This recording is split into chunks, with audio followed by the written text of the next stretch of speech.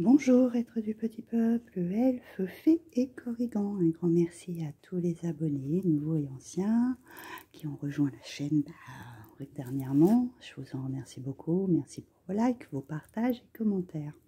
On se retrouve aujourd'hui avec les énergies de cette pleine lune, qui sera donc en Gémeaux. Le Gémeaux, c'est un signe de communication. On va aller voir un petit peu tous les messages qui en ressort. Alors on commence avec le petit oracle de la forêt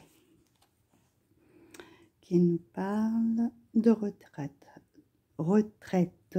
Oh. Profitez de la brume matinale pour respirer pleinement les essences que vous offre la forêt. Donc là c'est pour moi ce qui vient en premier, c'est prendre un bon bol d'air frais pour recharger les énergies qui sont pesantes depuis un certain temps, de prendre du temps pour vous, voilà. Quitte à sortir le matin 5 minutes et respirer de grandes respirations et inspiration, expiration pour affronter les journées qui sont à suivre, hein, d'accord. Et puis reprendre du temps un petit peu pour vous, malgré tout, c'est normalement ce qu'on nous conseille en cette période d'année, mais j'ai l'impression que c'est un peu compliqué pour tout le monde. Il y a plein de choses qui bousculent en fait, hein. Alors, on va aller voir avec la lunologie en action ce qu'il en est. Ouais, c'est exactement ça. Pleine lune en Gémeaux, pardon. Embrasser le flux de la vie. Voilà, il faut. C'est très fluctuant, hein. Sachant que le Gémeaux en plus est un signe double, donc il va être dans des moments très hauts, des moments un petit peu moins bas. Sa façon de s'exprimer aussi il peut être très joyeux, comme il peut très vite s'énerver, hein. Il va falloir jongler avec tout ça, hein. Donc ces moments où un bon bol d'air pour respirer sont plus que nécessaires. 7 jours plus tard, on sera donc en Vierge. Donc on nous dit de soigner les détails. Donc dans ce que je vois, c'est plutôt les détails émotionnels, hein, qu'on ressent là. Et donc après, avec la Balance, 10 jours plus tard, trouver du temps pour pratiquer l'amour-propre. Donc là, c'est vraiment prendre soin de vous, hein, vous aimer, prendre du temps pour vous. Faites attention à vos émotions, comment elles font encore yo-yo, parce que ces derniers temps, ça a été un peu ça, avec tout ce qui est passé. Il y a vraiment des hauts, des bas. La Balance redemande aussi à équilibrer ça, d'accord. Donc il y a vraiment besoin de reprendre du temps pour soi. Le Gémeaux est un signe double, la Balance est un signe double aussi, de complémentarité, de parties sombres et de parties claires.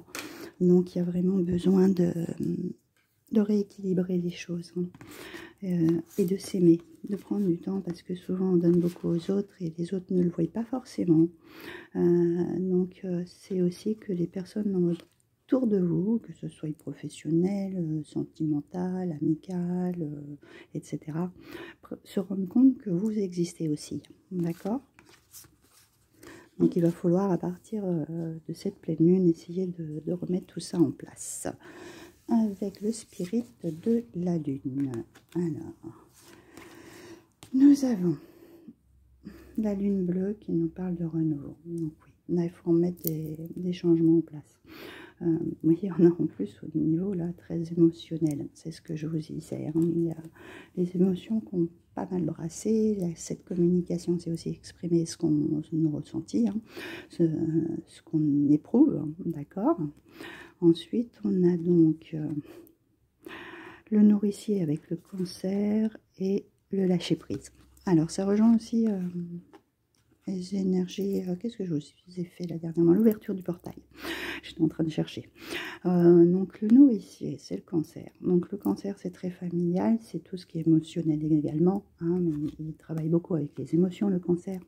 Donc, c'est ce que je vous dis. Attention à tout ce que vous donnez, ce que vous transmettez. Mais il faut savoir aussi recevoir, hein. C'est un échange, c'est un partage. Vous n'allez pas être nourri si vous donnez trop, et votre amour propre, il en prend un coup et vous n'êtes pas bien en fait. Voilà. Donc il faut rééquilibrer ça.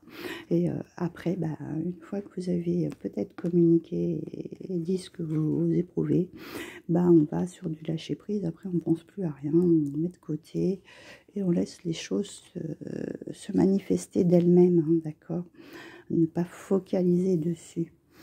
Alors, je vous ai pris l'oracle des métamorphes pour un message complémentaire. On a le furet papillon, je renais, au renouveau, d'accord, je renais.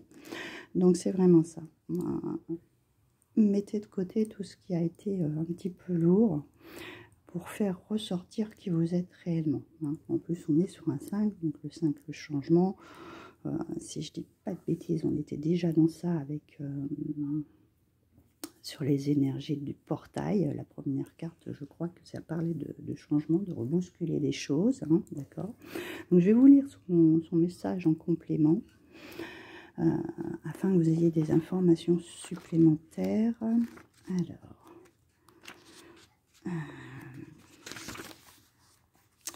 vous avez changé et atteint un nouveau stade dans lequel vous avez très peu d'expérience. Tout en célébrant votre transformation, nous veillons sur vous, en dépêchant auprès de vous ces petites créatures qui surveillent les frontières tandis que vous vous relevez. Encaissez le choc de votre naissance et prenez une nouvelle direction. Vous serez protégé dans ce que vous avez de plus vulnérable. Vous ne retournerez pas en arrière, vous ne pouvez pas retourner dans la matrice, vous ne pouvez pas vous rendormir, vous ne pouvez pas redevenir ce que vous étiez, parce que vous êtes sorti de la tombe du cocon et que vous êtes ressuscité dans cette vie, que vous êtes aimé, et nous célébrons ce que vous êtes devenu. Donc là, c'est vraiment ça, hein, on est vraiment dans un... Après, on nous parle de papillon, c'est-à-dire que le papillon, là, il est en train d'éclore et pour renaître sur quelque chose de nouveau. Ça peut être un nouveau comportement, ça peut être de nouvelles choses, ça peut être de nouvelles situations. Il y a besoin de renouveler. Moi, pour moi, c'est plus émotionnel. Hein. Il y a besoin de faire ressortir ce qui est là et qui est peut-être lourd. On va compléter avec le tarot des fées. Donc on a le 2 de l'automne qui nous parle « Ajoutez de la joie dans tout ce que vous faites, jongler entre plusieurs priorités ou emplois, talent exceptionnel pour mener à bien plusieurs choses à la fois ». Donc ça c'est le 2 de denier. Le 6 de l'hiver correspond donc aux épées et le printemps au bâton. Ah oui. Donc des changements positifs arrive, un soulagement bienvenu en ces temps de troubles, ou voyager ou déménager. Donc pour certains, peut-être pendant les fêtes qui vont arriver dans la foulée, ça serait bien de changer d'air. Hein. Vous avez besoin peut-être justement pour équilibrer vos énergies. Et le 10 de printemps, c'est donc le 10 de bâton. Demander de l'aide aux autres, trop de travail, peu de loisirs, être accablé par trop de responsabilités. Voilà, c'est ce que je vous disais, ça peut être aussi au niveau du travail, hein, puisque souvent c'est professionnel, ça commence peut-être à être un peu lourd et il y a besoin de décharger et de prendre du temps pour soi. On ne peut pas tout le temps tout supporter non plus. Il faut savoir que certaines choses sont à dire et sont à remettre en place. Et là, il y a vraiment besoin de changement positif. Enfin, là, on parle quand même de changement positif, on parle de renouveau. Donc, il y a vraiment besoin de remettre tout ça en place. Hein. D'accord ? Donc, voilà pour ces énergies de pleine lune. Encore des changements à l'horizon à remettre en route. Hein. Cette année aura été... comment dire,